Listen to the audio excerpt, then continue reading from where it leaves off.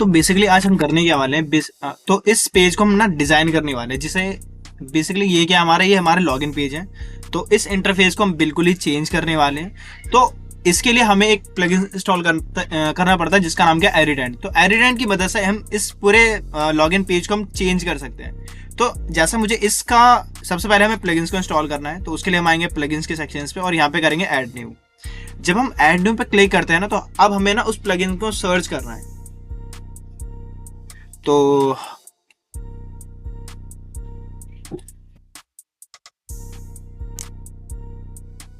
अब यहाँ पे आ चुके हैं। अब यहाँ पे आने के बाद मुझे ना उस प्लगइन्स को सर्च करना है। तो यहाँ पे मैंने लिखा एरिडेंट और एंटर कर दिया। अब एंटर करने के बाद अब थोड़ा सा हमें वेट करना है और यहाँ पे देखिएगा एरिडेंट, ये हमारा प्लगइन्स है एरिडेंट कस्टम लॉगिन एंड डैशबोर्ड। तो इसे इंस्टॉल करेंगे और काफ़ी लोगों ने जो इसके टोटल एक्टिव यूज़र है वो 10,000 प्लस है, ठीक है, और 150 प्लस में रिव्यूज़ है इसके। तो इसे एक्टिवेट करेंगे और एक्टिवेट करने के साथ अभी ना इसके अंदर कोई भी चेंजेस नहीं होगा, ठीक है। बेसिकली क्या होगा चेंज, तो इसका जो लोगो चेंज होगा। अगर मैं इस पेज को रिफ्रेश करता हूँ ना, जैसे ही एक्टिवेट हो गया, ठीक है, और एक्टिवेट होने के बाद एक बार पेज को हम रिफ्रेश करेंगे तो इसका जो लोगो है ना वो चेंज हो जाएगा, ये वाला लोगो आ जाएगा। तो हमें ना पूरे धीरे धीरे 1 बाय 1 करके हमें चेंज करना है, ठीक है। तो अभी तो वो एक्टिवेट नहीं हुआ है, ठीक है।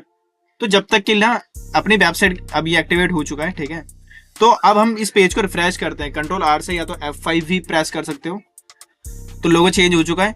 अब जैसे मुझे करना क्या है कि मुझे ना खुद का यहाँ पे लोगो इंसर्ट करना है, ठीक है। तो उसके लिए ना हम किसी भी वेबसाइट पे आ जाते हैं। जैसे मैं फैब हमने सर्च किया, फैबिकॉन डाउनलोड, और इसे लिखने के बाद हमने एंटर किया।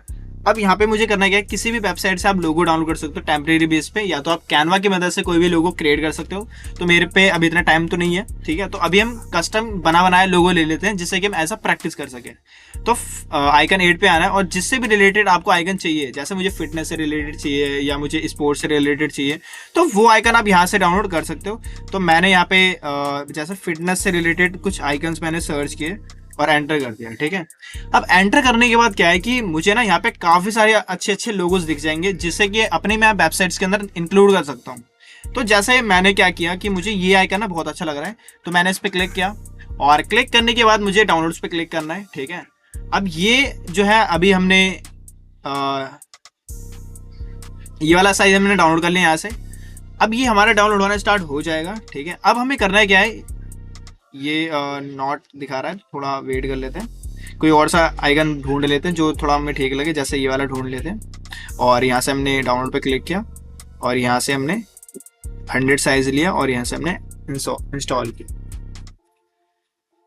और ये हमारा डाउनलोड हो चुका है, देखो ये रहा, ठीक है।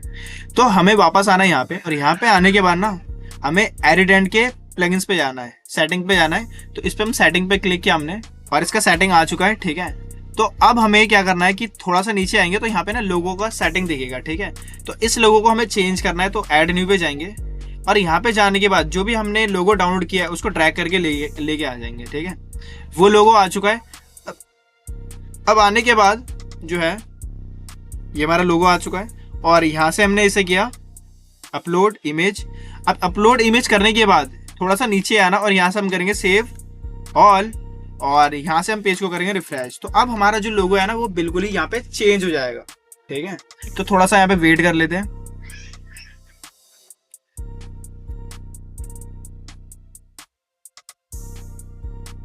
तो ये लोगो चेंज हो चुका है हमारा, ठीक है। अब जैसे ना मुझे क्या करना है कि इसकी हाइट और विड्थ को कंट्रोल करना है, तो वापस आएंगे, ठीक है। और यहाँ पे क्या है लोगो की विड्थ और लोगो की हाइट। तो जैसे इसकी जो मैंने विड्थ रखी वो 190 कर ली हमने, ठीक है। और नीचे वापस आए और यहाँ पे हमने सेव सेटिंग पे क्लिक किया और पेज को हमने रिफ्रेश कर लिया।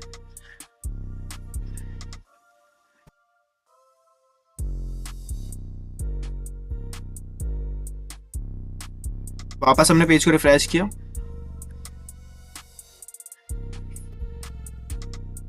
ठीक है। तो ये इसकी विड्थ बढ़ चुकी है। अब वापस मुझे इसकी हाइट भी इंक्रीज करनी है, तो वापस आएंगे और आने के बाद जो है यहाँ से इसकी भी हाइट थोड़ी इंक्रीज कर लेंगे, ठीक है।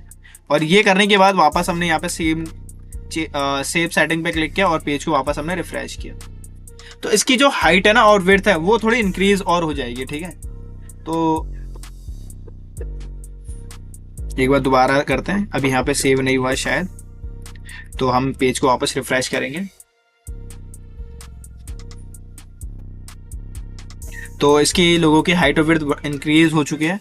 अब वापस आते हैं, यहाँ पे आने के बाद ना मुझे करना क्या है कि जो बैकग्राउंड है उसके अंदर काफ़ी सारे चेंजेस करने हैं, क्योंकि हमने लोगों का ऑप्शन देख लिया। अब मुझे जैसे बैकग्राउंड के अंदर जो है वो कलर चेंज करना है, ठीक है। तो जैसे मैंने यहाँ पे बैकग्राउंड कर दिया रेड, चाहे तो हम इमेज भी लगा सकते हैं। तो इमेज लगाने के लिए आप यहाँ पे क्लिक करोगे और यहाँ पे ऐड न्यू पे जाओगे, ठीक है।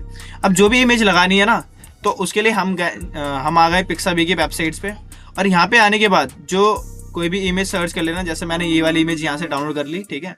अब डाउनलोड करने के बाद यहाँ पे अपलोड करेंगे, तो अपलोड करने के लिए यहाँ पे आ गए और यहाँ पे हमने एक इमेज ड्रैग करके लेके आ गए। अब ये जो इमेज है मुझे बैकग्राउंड पे लगाना है, तो उसके लिए अपलोड इमेज पे क्लिक किया हमने, और क्लिक करने के बाद हमने यहाँ से सेव ऑल पे क्लिक किया, ठीक है। और वापस आ गए और हमने यहाँ पे पेज को रिफ्रेश किया।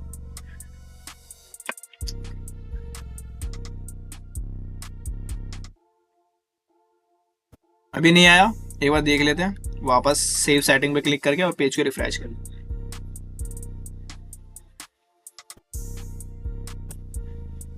तो ये जो आ चुका है ये हमारे मतलब बैकग्राउंड में आ चुका है, ठीक है। अगर हम पेज को छोटा करते हैं यानी ये कंट्रोल प्लस माइनस करते हैं, तो ये कुछ ना रिपीट हो रही है इमेज। ये एक इमेज यहाँ आ रही है, एक यहाँ पे आ रही है, तो ये इमेज रिपीट हो रही है। लेकिन अब हमें करना क्या है कि मुझे ना रिपीट नहीं करनी, मुझे सिंगल ही इमेज लगानी है यहाँ पे पूरे में, ठीक है। अब वही जो है वो पूरे डेस्कटॉप पे आए, तो उसके लिए वापस हम प्लस पे क्लिक करते हैं, और क्लिक करने के बाद जो है हमें यहाँ पे ऑप्शन दिखेगा जिसका नाम क्या है, बैकग्राउंड रिपीट। तो यहाँ से जो रिपीट हो रहा है ना, इसे करेंगे नो रिपीट। नो रिपीट करने के बाद इसकी जो बैकग्राउंड की जो हॉरिजॉन्टल पोजीशन है उसको हम करेंगे सेंटर, ठीक है। और सेंटर करने के बाद वापस क्लिक करेंगे और यहाँ पे देखिएगा बैकग्राउंड साइज। तो ये ऑटो की जगह जो है ना, यहाँ पे हम लिख देंगे कवर, ठीक है। यानी कि पूरा जो हमारा बैकग्राउंड है वो कवर कर ले। और करने के बाद हम यहाँ पे सेव ऑल पे क्लिक करेंगे, और सेव ऑल पे क्लिक करने के बाद जो है हम एक बार पेज को रिफ्रेश भी कर लेंगे, ठीक है। तो वापस एक बार रिफ्रेश करते हैं, और रिफ्रेश करने के बाद एक बार साइज को इंक्रीज और डिक्रीज करके देखते हैं। अभी भी चेंज नहीं हुआ है, ठीक है। थोड़ा सा वेट कर लेते हैं, ठीक है। तो ये देखो अभी हमारा फिक्स हो चुका है, ठीक है। अब हम कितना भी इंक्रीज और डिक्रीज करते हैं इससे कोई फर्क नहीं पड़ता, क्योंकि हमने जो बैकग्राउंड है ना वो ऑलमोस्ट कवर कर लिया, ठीक है। अब जैसे मुझे ना इसका कलर चेंज करना है, ठीक है, इसको ट्रांसपेरेंट बनाना है, तो वो चीज़ें भी कर सकते हैं, ठीक है। और उसके अलावा जैसे यहाँ पे क्या है, यहाँ पे लिंक्स भी आ रहे हैं, तो इन लिंक्स को भी हम हटा सकते हैं, ठीक है। अब इन दोनों लिंक्स को हटाने के लिए यहाँ पे क्लिक करेंगे रिमूव लिंक्स, और यहाँ पे हम करेंगे पेज को रिफ्रेश। तो ये दोनों लिंक जो है वो यहाँ से हट जाएंगे, ठीक है। उसके बाद मुझे इनके अंदर भी कुछ चेंजेस करने हैं। ये जो आपको फॉर्म दिख रहा है, तो इसको चेंज करने के लिए वापस यहाँ पे आएंगे। अब जो फॉर्म का जो लिंक है, ठीक है, वो उसको चेंज करना है तो वो भी चेंज कर सकते हैं, तो वो अभी हम चेंज नहीं करने वाले। हम क्या चेंज करने वाले हैं, फॉर्म का जो बैकग्राउंड है ना उसको चेंज करने वाले हैं। या तो हम ट्रांसपेरेंट कर देंगे ताकि ये बैकग्राउंड दिखे ही ना, तो उसके लिए आएंगे बैकग्राउंड पे, और बैकग्राउंड पे आने के बाद ये जो ट्रांसपेरेंसी है, ठीक है, इसको हमने 0 कर दिया। 0 करने के बाद हम आ गए सेव ऑल पे, और यहाँ पे आने के बाद जो है ना हमने पेज को एक बार रिफ्रेश किया,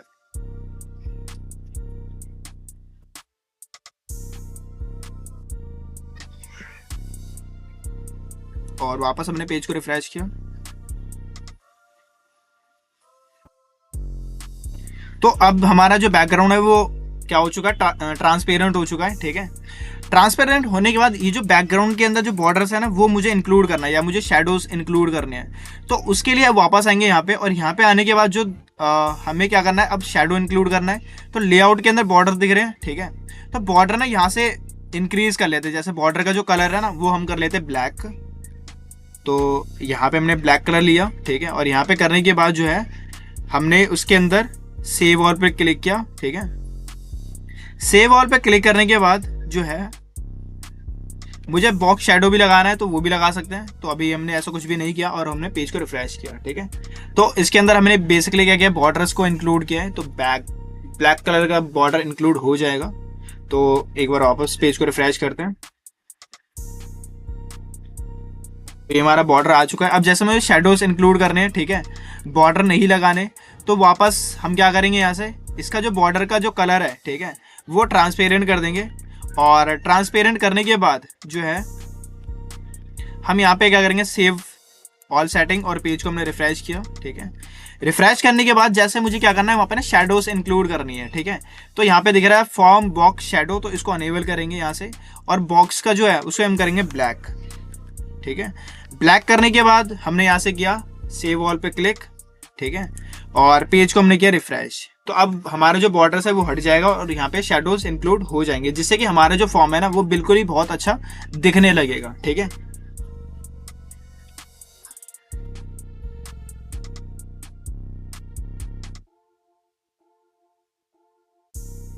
तो अब हमारा बहुत अच्छा लग रहा है, ठीक है, क्योंकि हमने इसके अंदर शेडोज भी इंक्लूड कर लिए हैं, ठीक है। तो आई होप कि ये वीडियो आपको अच्छी लगी होगी, ठीक है। और अच्छी लगी हो तो लाइक करो, और कोशिश करना कि आप इस चैनल को सब्सक्राइब भी करो, ताकि इससे रिलेटेड और भी वीडियोस आपके सामने आते रहे। Thank you so much.